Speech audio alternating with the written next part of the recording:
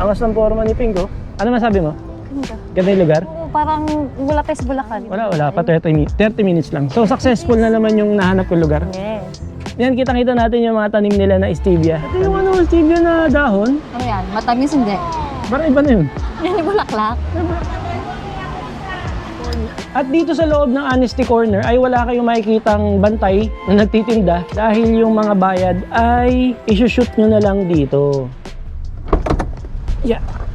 Guys, gusto ko lang i-flex na si Netoy ay bagong car wash. Siguro mga almost kalahating taon na hindi na car wash si Netoy. Kasi dahil nga nasa ilalim siya ng puno ng mangga, tsaka ayan, pansin nyo lupa yung sahig kung saan nakatungtong si Netoy. Kapag umuulan yan, nadudumihan lahat yan. Kaya tatalsikan yung mga lupa dyan. Kaya madalas nakakatamad ipakarawash. Tapos ito pang nakaraan na 3 linggo, tuloy-tuloy yung ulan, wala ngang pasok. Buti na lang, ayan kung makikita nyo, maganda na yung panahon. Umaraw na, kaya pinakarwash ko na si Netoy. Linis nyo yan. Kaya pag bagong linis si Netoy, nainis ako pag may mga bumabagsak na dahon na ganito eh. Yeah. Bali, susunduin ko lang yung mag-iina ko, tapos may pupuntahan tayo. Sigurado magugustuhan nyo. Wow. Wala na po kayo. Yun na, ganda na ng panahon. Nung huling nilabas ko si Netoy, bumabagyo eh. Para nga pala dun sa mga nagko-comment kung bakit ang payat-payat ko, dahil kasi nakapansin sa comment section, sasabi na, John, ang payat-payat mo, may sakit ka ba? Wala po akong sakit. I'm completely healthy. Bali, resulta lang po ito ng pagkahilig ko sa jogging at walking. Mag-iisang taon na akong nagja-jogging at walking. Actually, mas pumayat talaga ako sa walking. So sa mga gustong magbawas ng timbang dyan, walking talaga yung solusyon. Base sa experience ko Kaya dun sa mga nag-comment, sa mga nakapansin, appreciate ko po yan. Ibig sabihin, concern kayo sa akin, maraming salamat. Okay na, okay po ako. Ayan, nandito na sila. At nandito na rin kami sa North Luzon Expressway. Kamusta kayo? Excited. Bakit kayo excited? Di nyo alam saan tayo pupunta. Kasi ilang araw na tayo nasa bahay. Ang tagal naming nasa loob ng bahay, 3 weeks kami halos na hindi nakalabas dahil sa dire-diretsong bagyo at class suspension. Saan tayo pupunta, Daddy? Tayo ay pupunta sa isang farm. Pupunta tayo sa farm na actually unique tong farm na to. First ever in the Philippines. First ever stevia farm in the Philippines. Akala ko simpleng merienda lang yung pupunta na. Ano siya, bali yung farm na to ay merong cafe. Tapos, yun nga, meron siyang taniman ng stevia. So sa mga hindi nakakaalam, yung stevia ay isang alternative na sweetener na walang calories. Yun siya, yun ang pupuntahan natin. So tara, pupunta tayo sa Carilagan Stevia Farm. Malapit lang yan dito sa amin, dito lang yan sa may bandang Bulacan. Bukod sa kape, dahil kape siya, ano ba yung mga food na meron doon? Nung nabasa ko, wala naman siyang parang fixed na menu. Wala silang parang gano'n na fixed na menu. Pero karamihan ay Filipino food. So, makakain tayo doon ng masasarap na Filipino food na ginamitan nila ng tanim nila na stevia yung mga recipe. So puro galing na. Gulat kayo. May nahanap akong gano'n, So for sure may mga pastry siguro dyan. Meron. Tapos, stevia yung ginamit na sweetener. Nice. Excited na kayo? Yeah. Makakapag-cake ka na, na may stevia. Yay! Low calories. Ba't ka naiyak? Kasi Makapag-cake ka? Hindi. Actually, kasi kaming family ay pumasok na talaga kami sa healthy at mindful eating na talaga. Wala naman kaming makasakit. Kaya lang syempre, kita naman natin yung mga nangyayari sa kapaligiran. Pabata ng pabata yung mga nagkakasakit ngayon. Tama ba, Mami? Oo. At base sa pag-aaral, isa sa dahilan kung bakit nagkakasakit ang tao ay dahil sa pagkain. At isa sa root cause ng mga diseases ngayon ay yung too much sugar, mga sobrang matatamis sa pagkain. Yun yung kadalasan na nagiging dahilan kung bakit nagkakasakit yung mga tao. Kaya ito pupuntahan natin, pag kumain tayo ng mga pastries nila, ng mga cookies nila, at kung ano-ano pang mga food nila, guilt-free dahil stevia yung ginamit. So pwede ako magdalawa? Oo, pwede. Tatlo? Sige. Isang cake. Isang muna. Nung umalis tayo sa Valenzuela, 30 minutes yung biyahe at ngayon ay 17 minutes na lang dahil pasok na tayo ng North Luzon Expressway. Let's go! Take the NLEX route, then merge onto Maharlika Highway.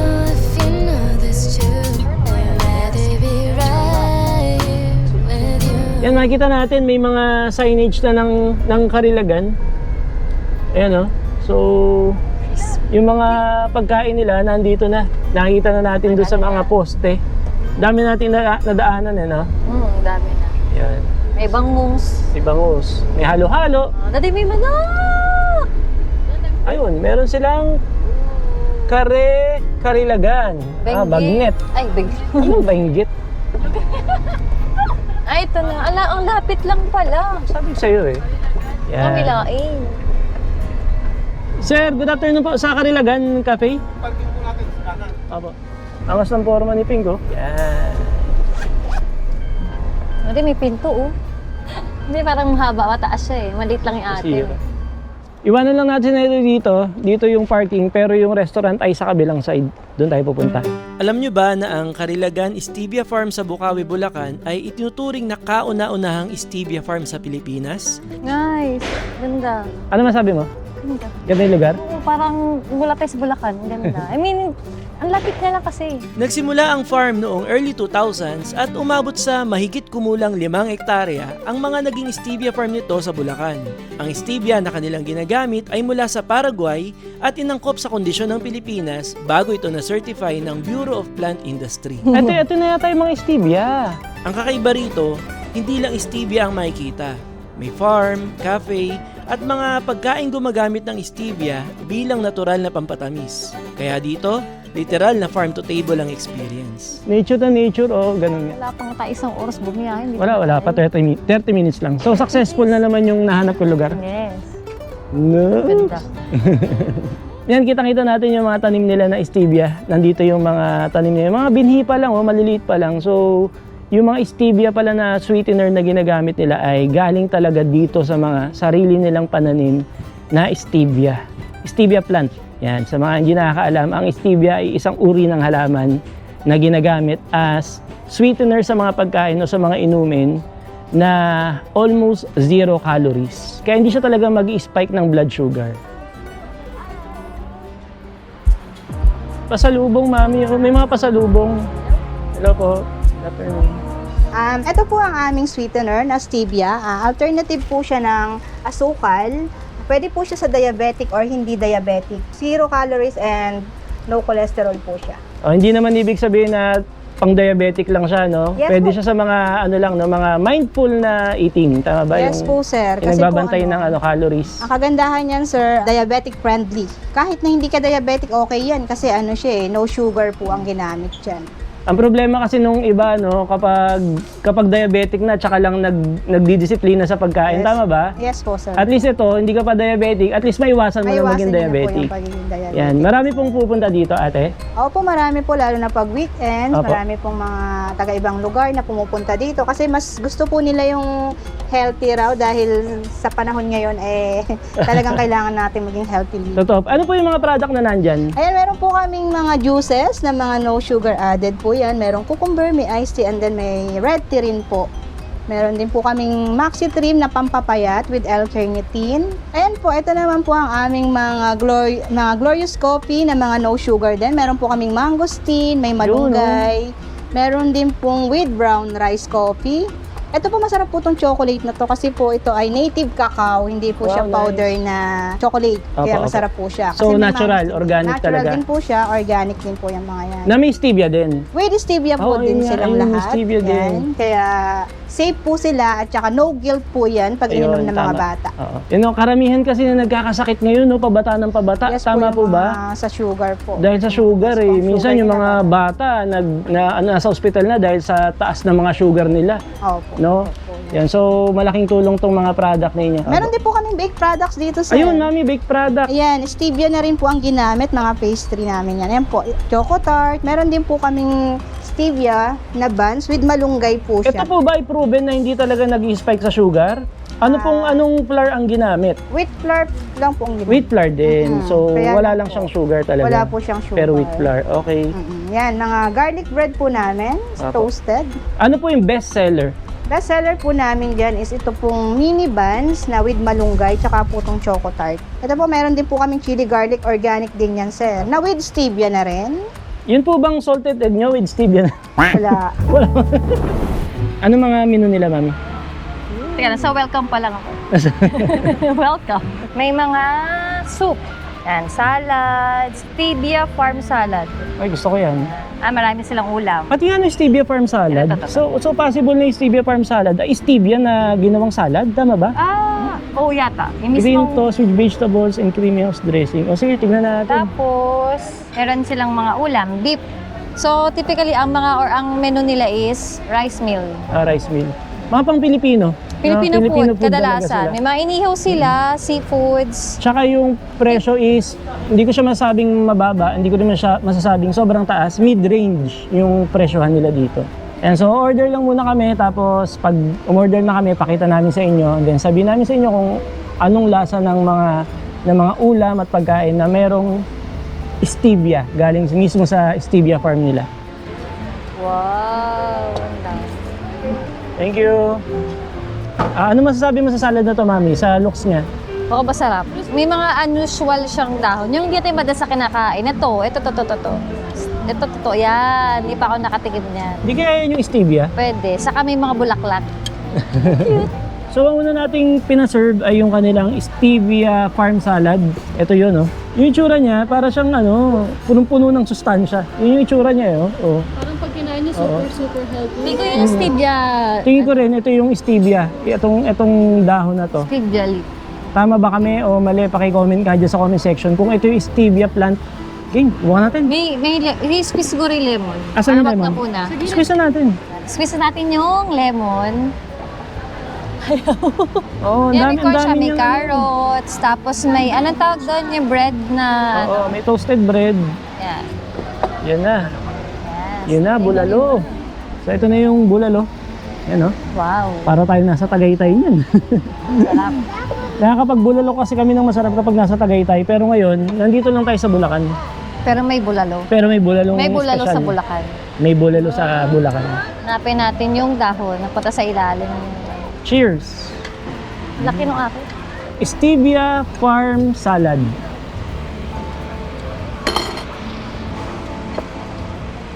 Sarap. Wala, no? Sarap. Ito guys, matamis. Yung stevia. Ito yung stevia. Di ba matamis? Matamis. Ayaw nga. Ayaw nga. Ito yung stevia na dahon. Ito pa isa. Ano yan? Matamis hindi.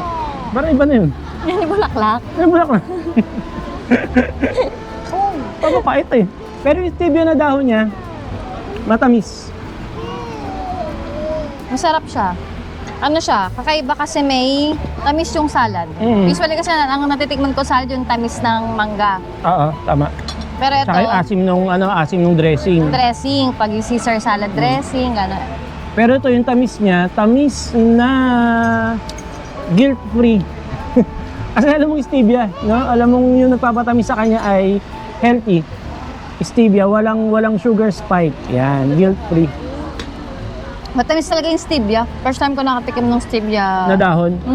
Kasi ang familiar tayo dun sa stevia na powder, no? Yung Nasa malita oo. pakete. Isi-substitute natin sa asukal sa mga kape natin. Ito, stevia na dahon. Yung mismong plant. Bago siya maging powder, ito yun. Salad pa lang, solve na kami. Pero may bulalo pa tayo. Sarap. Pangatlong kuha ko na to. Kinuha niya yung buto. Yan yung una na kinuha. Ako na. Ayun, subukan naman natin yung kanilang Bulalo. bulalo. With stevia? Oh, Yun ang masarap. oh. Ano? Sarap, di ba? Manamis-namis. Matamis, bulalo. Sarap, Dad. Sarap, di ba? Sa lambot nung ng beef. Sobrang lambot. Yun, oh. Super lambot. Tignan natin yung beef na malambot daw. O siya, tingnan natin. Ito yung beef.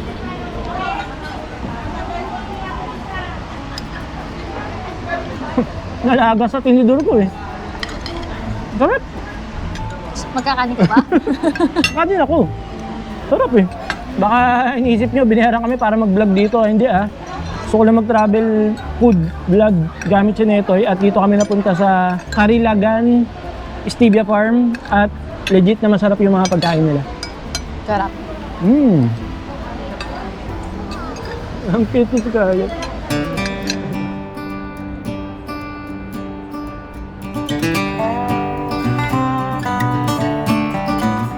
Nakakatuwa naman. Tingnan nyo to. May paninda silang mangga, sili, pipino, talong na sarili nilang mga tanim yan dito sa sa farm. Nakakatuwa naman. Ito yung dining area, tapos nandito yung mga paninda. Meron silang mga coffee and milk tea and juices na no added sugar. Goods yan, healthy yan. Tapos meron din sila ditong Honesty Corner. Dahil sa inyong pagtangkilik sa The Honesty Corner, nakapagbigay tayo ng groceries at school supplies sa iilan sa ating mga kababayan. With your continued support, we hope to reach out and help more people in the future. A little help goes a long way. Tama. Pasok tayo dito sa kanilang Honesty Corner. Ano meron? 3 for 100 na mga damit, pang display yata. Mga books. Meron silang mga parang costume ng pangbata. Mga damit, gown. Kaya parang luma na yung mga design ng mga damit. Di kaya mga pre-owned na ito. Ayan, meron silang mga pantalon, jogging pants. Di ko alam kung ba't may wheelchair dito. Pero dito ay merong mga libro at mga sapatos, tsinelas, mga t-shirt at marami pang mga damit. Honesty Corner kasi yung mga presyo nakalagay na, ayan. At dito sa loob ng Honesty Corner ay wala kayong makikitang bantay na nagtitinda dahil yung mga bayad ay isushoot nyo na lang dito. Yun. Pero may CCTV yata ito. Ayan. So, i-shoot mo dito yung bayad at yung mga presyo ay nakalagay naman na. So, honesty is the best policy talaga dito. So, ang ibig sabihin, hindi lang yung healthy eating ang napapractice dito, kundi pati yung kagandahang asal na unti-unti nang nawawala sa mga Pilipino, no? Yung pagiging matapat kahit walang ibang taong nakatingin ay honest pa rin. Kaya, ayun, meron silang Honesty Corner. Magandang practice to. So, nasa inyo na yan kung babayad kayo hindi, pero konsensya nyo na yan. Bukod sa nakikita kayo ni Lord, may CCTV camera dun. Busog ka? Busog kami, busog. Thank you, Carilagan. Busog sa pagkain, busog sa experience, at busog tayo sa mga bagong kaalaman sa lugar na pinuntahan natin. Sino na busog? Si Ate Pink, si Scarlett na busog? Busog tayo lahat. Maraming salamat at sinamahan nyo kami sa video na to, sa food trip na to. At sana sa mga ganitong klase ng video, samahan nyo rin kami. Kagaya na sinabi ko kanina, i-comment nyo kung saan kami pwedeng susunod na magpo-food trip. I-comment nyo dyan sa comment section. Maraming salamat. Kung di ka pa nakasubscribe, alam mo na dapat gawin. Subscribe mo na yan, i-hit mo yung notification bell para updated ka lagi sa mga videos na ginagawa namin. Maraming parating, mga camping at travel adventures. So ingat tayong lahat at tayo mag-enjoy ng ating mga buhay. Maraming salamat sa inyo lahat. Kita-kits sa susunod na video. Thank you. Bye. You need me the most.